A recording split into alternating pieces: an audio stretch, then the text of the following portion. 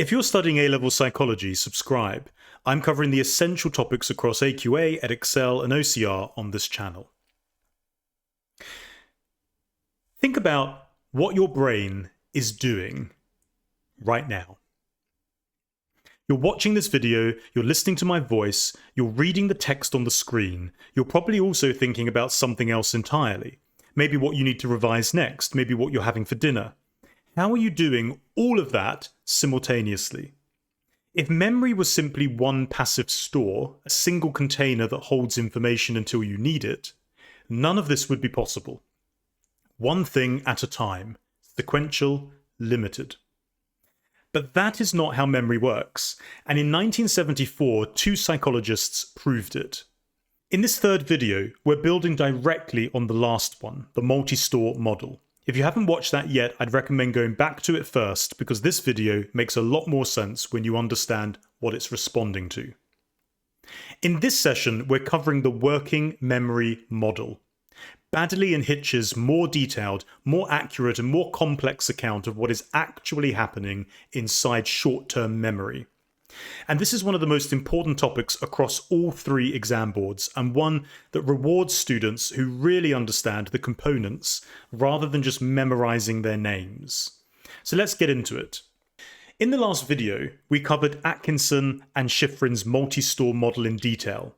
It was groundbreaking for its time, 1968, and it gave psychology a clear, testable framework for thinking about memory. But it had a fundamental problem. It treated short-term memory as a single, passive, unitary store. One box, one process. Information goes in, gets rehearsed, moves to long-term memory, simple and elegant. But it's too simple. Here is the question that should immediately occur to you. If short-term memory is one store within one limited capacity, how can you do two things at once? Right now, you can hold a phone number in your head while simultaneously navigating to a new location. You can listen to a lecture and sketch a diagram at the same time. You can follow a conversation while mentally planning what you're going to say next. The multi-store model cannot explain any of this. And if short-term memory were truly one container with a capacity of 7 items, doing two things simultaneously should be impossible. You would use up all available capacity on the first task and have nothing left for the second. Clearly, that is not what happens, which means short-term memory is not just one thing. In 1974, Alan Baddeley and Graham Hitch proposed a radical replacement. Instead of one passive short-term memory store, they proposed a multi-component active system, one that does not just hold information, but actively works with it, manipulates it, and processes it in real time. They called it working memory, and the name is deliberately chosen. This is memory that works. It's the cognitive workspace of conscious thought, the mental desktop on which you are currently operating. A key term to remember at this point is working memory, the active multi-component system that temporarily holds and manipulates information during the performance of cognitive tasks. It's the system you use when you are thinking, reasoning, reading, calculating, or doing anything that requires conscious mental effort. Alan Baddeley and Graham Hitch were both working at the University of Stirling in Scotland when they published their model in 1974. Baddeley in particular has become one of the most important figures in the entire history of memory research.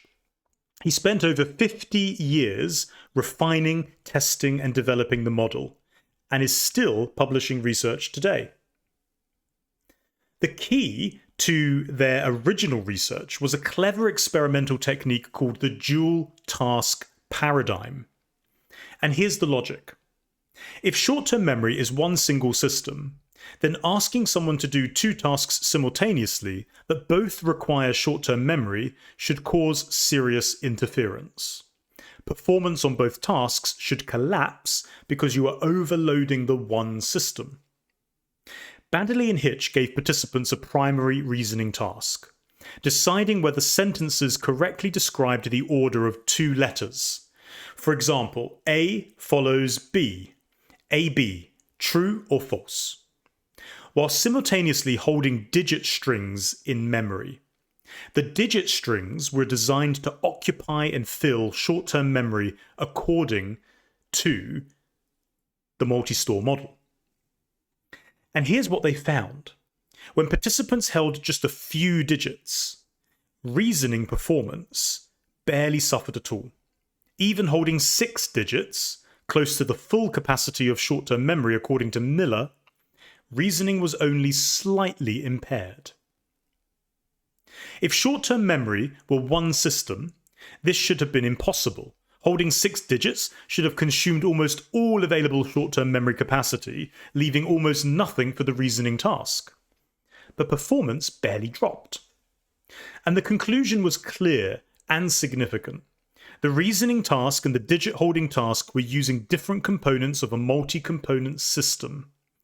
They were not competing for the same resource. Short-term memory is not one store, it is several. Alan Baddeley has said in interviews that one of his greatest frustrations is that the model is often taught as if it were finished and fixed. He regards it as a continuing work in progress. And he added the episodic buffer in the year 2000, 26 years after the original publication, and he's continued to revise it since.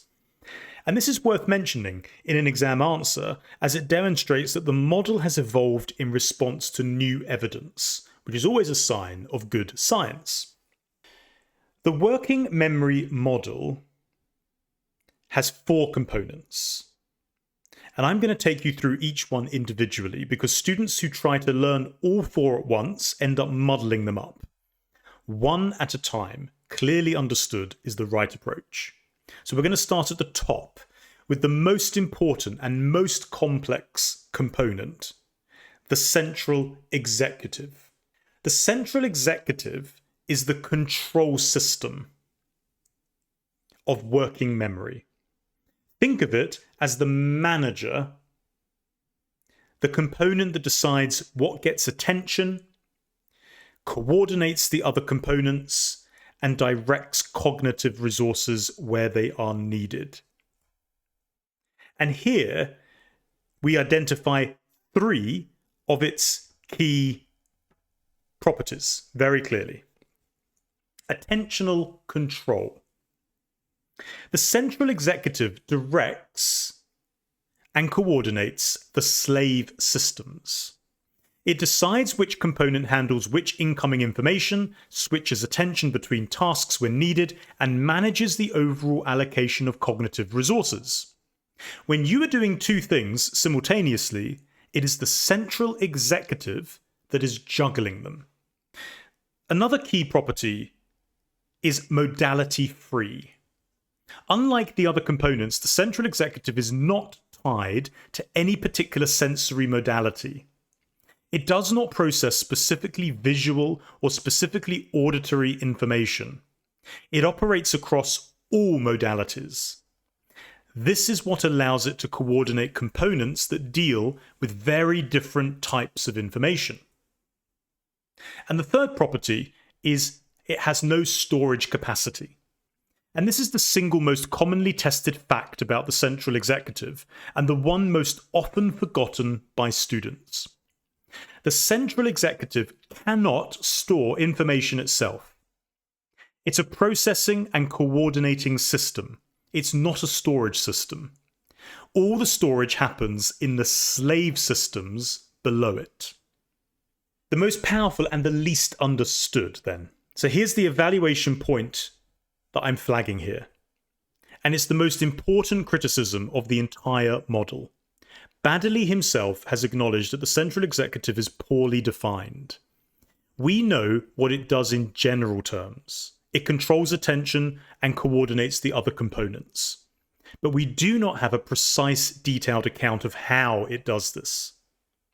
And critics have pointed out that it functions as a kind of theoretical catch-all. Any cognitive process that cannot be explained by the phonological loop or the Visuospatial Sketchpad gets attributed to the central executive. And this makes it almost impossible to test directly. And a component that cannot be tested directly is scientifically problematic. And it's the most powerful component in the model, and paradoxically, the one we understand the least. The first of the two original slave systems, then, that sit under it, is the phonological loop. And this is the component most students find easiest to understand because it maps onto something very familiar. The phonological loop processes and temporarily stores sound-based information. It's essentially the system you use when you repeat something to yourself in your head. When you look up a phone number and you silently rehearse it until you can dial it, that is your phonological loop. It has two components, and knowing both of them separately is important. The phonological store, described as the inner ear. This holds sound-based memory traces for approximately 1 to 2 seconds. It's a passive store. Information decays quickly unless it is refreshed. It is specific to auditory information. And secondly, the articulatory process, described as the inner voice. This is the active rehearsal mechanism, the subvocal repetition loop that refreshes information in the phonological store and prevents it from decaying. When you silently repeat something to yourself, you're using the articulatory process. Now, the word length effect is one of the most elegant pieces of evidence for the phonological loop. People consistently recall shorter words more accurately than longer words in immediate serial recall tasks. Why? Because the articulatory process has a fixed time window, approximately 2 seconds, and that's the space in which it can rehearse. You can fit more short words into a 2-second loop than long ones. And this directly supports the existence of a time-limited rehearsal mechanism operating within the loop. And the phonological similarity effect is equally important. Words that sound similar, cat, hat, mat, bat, are harder to recall in the correct order than words that sound different. Cat, clock, film, bread. Why? Because similar sounding words create nearly identical memory traces in the phonological store, making them difficult to distinguish from one another. And this tells you that the store is coding information by sound, exactly as the model proposes. So the phonological loop has important practical implications that are worth mentioning in extended answers. Research on the phonological loop has informed our understanding of things like dyslexia. Many individuals with dyslexia show specific deficits in phonological processing, and that helps explain why they might find reading and spelling disproportionately difficult. This is a direct, real-world application of a cognitive model. Now, the second slave system that sits underneath this is the Visuospatial Sketchpad, described by Baddeley as the inner eye. While the phonological loop deals with sound, the Visuospatial Sketchpad deals with visual and spatial information. What things look like, where they are, and how they move. You use it when you mentally rotate an object to see what it looks like from a different angle. You use it when you navigate from memory, picturing the route and tracking your position within it. You use it when you imagine rearranging the furniture in a room before actually moving anything. And like the phonological loop, it has two subcomponents. The first is the visual cache. The visual cache stores information about form and color. The what of visual memory. What color is your front door? What shape is a stop sign? This information is held in the visual cache. And then you have the inner scribe, which handles spatial and movement information. The where and the how. It processes information about the position of objects in space, movement trajectories, and spatial relationships. If you are navigating a familiar route in your mind, the inner scribe is doing the work. And the key evidence for the Visuospatial Sketchpad comes from a study that Baddeley conducted in 1973, the Pursuit Rotor Study. Participants were asked to track a moving light with a handheld pointer while simultaneously performing either a spatial imagery task or a verbal task. When the two tasks were both spatial, tracking the light and performing spatial imagery, performance suffered significantly. The two tasks were competing for the same resource, the Visuospatial Sketchpad. But when participants tracked the light while performing a verbal task, performance was much less affected. A visual spatial task and a verbal task use different components, the sketchpad and the phonological loop, respectively, so they do not interfere with each other. And this is direct experimental evidence that the Visuospatial Sketchpad is a separate system from the phonological loop, which is exactly what the model predicts. And here might be a relatable example worth sharing. Have you ever noticed that if you're trying to do mental arithmetic, especially something spatial like calculating how much paint you need for a room, you find it harder to simultaneously navigate to a new location? Both of those tasks are competing for your Visuospatial Sketchpad. But you can quite easily do mental arithmetic while holding a verbal conversation because those two tasks use different components. And here we have the missing link, the episodic buffer. And this is the most recent addition I mentioned to the model. Baddeley proposed it in the year 2000, 26 years after the original publication. And understanding why he added it tells you something important about how science works. By the year 2000, there was a problem that the original model couldn't solve. The phonological loop handles sound. The Visuospatial Sketchpad handles visual and spatial information. But how do we combine these two different types of information into a single unified conscious experience? When you watch a film, you simultaneously process the dialogue through your phonological loop and the visual scenes through your Visuospatial Sketchpad. But you don't experience them as two separate streams of information. You experience them as one coherent scene. But how?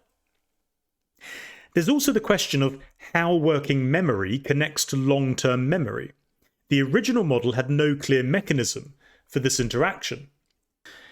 The episodic buffer was Baddeley's solution to both of those problems. What does it do? The episodic buffer is a temporary storage system with a limited capacity of approximately 4 chunks of information. Its critical function is integration. It takes information from the phonological loop, the Visuospatial Sketchpad, and the long-term memory, and it combines them into a single coherent episode. Think of it as the component that makes sense of everything, the place where sound, vision, and meaning come together into unified conscious experience. Here we identify 3 key properties beautifully. Limited capacity of approximately 4 chunks, temporary storage, which holds integrated information briefly before it either fades or gets encoded into the long-term memory. And crucially, it links to long-term memory. Bridging working memory with long-term memory stores in a way the original model had no mechanism for. And here's an examtic The episodic buffer is the component most often omitted in students' answers. And here, it's flagged nice and clearly. And this is partly because it was added later and sometimes gets left out of some older textbooks and revision guides. So make sure you include the episodic buffer. On all 3 exam boards, it is examinable. A student who describes the central executive, the phonological loop, and the Visuospatial Sketchpad, but leaves out the episodic buffer, is actually giving an incomplete account of the model. The working memory model is one of the most well-supported models in cognitive psychology. There are 3 main categories of evidence worth knowing in depth. Firstly, dual task studies are the primary experimental evidence for the model and the most important to understand. The core logic is simple and powerful.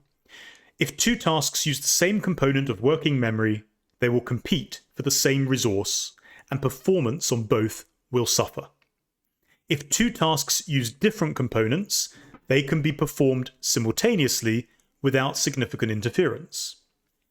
This is exactly what research consistently shows. Performing 2 verbal tasks simultaneously, for example, silently rehearsing a word list while completing a verbal reasoning task, causes significant interference.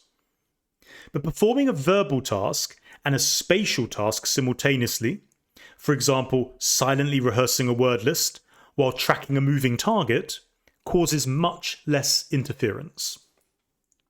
This pattern of results can only be explained by a multi-component model. It makes no sense under the MSM's single store view of short-term memory. Let's look at the evidence of the KF case study. Patient KF is one of the most important case studies in cognitive psychology. Following a motorcycle accident that caused brain damage, KF showed a very specific pattern of memory impairment. His phonological loop was severely damaged. He had great difficulty with verbal short-term memory tasks. But his Visuospatial Sketchpad was relatively intact. He could perform visual and spatial tasks normally. This double disassociation, one component damaged, another one intact, provides powerful neurological evidence that these are genuinely separate systems occupying different brain regions. You cannot get this pattern of impairment if your short-term memory is one unified store. And the third piece of evidence is found in neuroimaging studies using fMRI and PET scanning, which have shown distinct patterns of neural activation when participants perform verbal versus spatial tasks. Verbal tasks activate areas associated with language processing in the left hemisphere. Spatial tasks activate different regions, including areas of the right hemisphere. The fact that different tasks produce activity in different brain regions supports the idea that the components of working memory have distinct neural bases, which is exactly what the model predicts. So let's consolidate the evaluation, and I want to go beyond what is on this slide to give you the depth that extended response answers require. The first and most significant strength is that the WMM explains something the MSM simply cannot: how we perform 2 tasks simultaneously. The dual task evidence is not just interesting, it is fundamentally incompatible with the MSM. The WMM handles it elegantly by proposing that different tasks use different components. This is a direct, specific advantage over its predecessor. The range of supporting evidence is also impressive. Dual task studies, the KF case study, and neuroimaging I've just mentioned all converge on the same conclusion from completely different methodological approaches. When multiple very different types of evidence all point in the same direction, that is a strong amount of support for the theory. And the practical applications are worth mentioning too. Research on the phonological loop has directly informed our understanding and treatment of dyslexia. Understanding working memory capacity has implications for educational design. How much information to present at once, how to structure tasks to avoid cognitive overload. Teachers in schools practice this in modern-day teaching. A model with real-world applications is demonstrating its value well beyond the laboratory. But the central executive weaknesses needs developing beyond what this slide also says. And so it's not enough just to say that it's a vague model. The problem is more specific and more serious than that. So let me elaborate. The central executive is defined primarily by what it does. It controls attention and coordinates the slave systems. But we have no detailed mechanistic account of how it does this. When researchers try to study it directly, they struggle to design experiments that isolate it from the other components. And this means it's very, very, very difficult to falsify claims about the central executive. And a component that cannot be adequately tested is a scientific problem. Some critics have gone further and suggested that the central executive is essentially a homunculus, a little person inside the head doing the directing, which is not a satisfying psychological explanation at all. The ecological validity concern is also worth developing. Most of the supporting evidence comes from laboratory experiments using artificial tasks. Tracking moving lights, recalling lists of trigrams, mentally rotating geometric shapes. These are not tasks people perform in everyday life. Whether the model accurately describes how working memory functions in real-world complex environments is a genuine open question. Here we have the three-step structure: describe, evaluate, and compare. And I want to add some specific guidance for each to help you with your exam technique using the WMM. Describe. Describe is to name each component, give its role and its key property. Central executive, talk about attentional control, modality free, no storage capacity. Then under that, phonological loop, talk about processes, sound-based information, two subcomponents it has, the phonological store and the articulatory process. Visuospatial Sketchpad under that. Talk about the process, how it processes visual and spatial information. Two subcomponents for that, visual cache and inner scribe. And then don't forget the episodic buffer, which integrates information from other components and long-term memory. It has limited capacity of approximately 4 chunks, and it was added in the year 2000 by Baddeley. Now that description, delivered accurately and precisely, will secure you strong marks on AO1 across all of the exam boards. Then you need to evaluate. And to do this, always name your evidence. Don't just say dual task studies support this. Say dual task studies show, as those by Baddeley and Hitch, such as those by Baddeley and Hitch, show that performance drops when two tasks use the same component, but not when they use different components, supporting the multi-component structure of working memory. That sentence is worth significantly more than the unelaborated version I originally gave. Use KF to support the idea of separate components. Use the central executive vagueness as your main weakness. Use ecological validity as a secondary weakness. And then the third technique is to compare with the MSM. And this is the move that distinguishes a good answer from a great one. The WMM was developed as a direct response to limitations in the MSM, saying, unlike the multi-store model, which treats short-term memory as a single unitary store, the working memory model proposes a multi-component active system which better accounts for our ability to perform simultaneous cognitive tasks. That demonstrates synoptic understanding that all 3 exam boards will reward. And there are 3 common mistakes I'm identifying here for you. And these are genuine, frequent errors. confusing the phonological store and the articulatory process. Know them as the inner ear and the inner voice, respectively. The store holds information passively. The articulatory process actively rehearses it. They are different things. The second mistake to avoid is forgetting that the central executive has no storage capacity. Examiners will test this specifically. The central executive directs and coordinates. It does not store. And the third mistake to avoid is omitting, leaving out the episodic buffer. It was added in the year 2000, it's on all three specifications, and leaving it out gives an incomplete account of the model.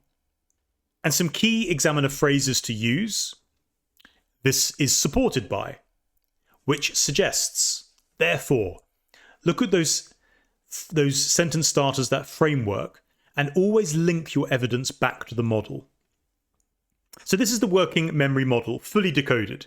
You now have the two major memory models covered, the MSM and the WMM, and you can compare and evaluate them against each other. That is exactly the level of knowledge that extended response questions on memory are testing. In the next video, we move to attachment, Ainsworth's strange situation, and the types of attachment. A completely different topic, but one that is equally important and equally well searched by many students across all of the exam boards. So subscribe so you don't miss it, and I'll see you there.